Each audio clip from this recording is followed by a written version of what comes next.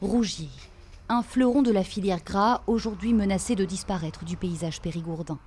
Un site historique racheté en 2002 par la coopérative Euralis, dont le siège est basé près de Pau. C'est là-bas, lors d'un CSE exceptionnel, que le couperet est tombé ce matin.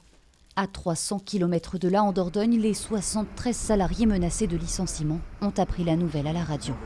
C'est notre vie. On a tous 20, 25 ans, 30, 40 ans de boîte. Il y en a très peu qui ont moins de 10 ans de boîte. C'est des familles entières là qu'on fait tomber. C'est 73 emplois. Et on ne peut pas en rester là. C'est un symbole, c'est une culture d'entreprise et ça nous a fait vivre. Déjà il y a 6 ans, une première vague de licenciements avait fragilisé les ateliers périgourdins. La direction d'Euralis s'était alors engagée à faire de Rougier à Sarlat un pôle d'excellence du foie gras.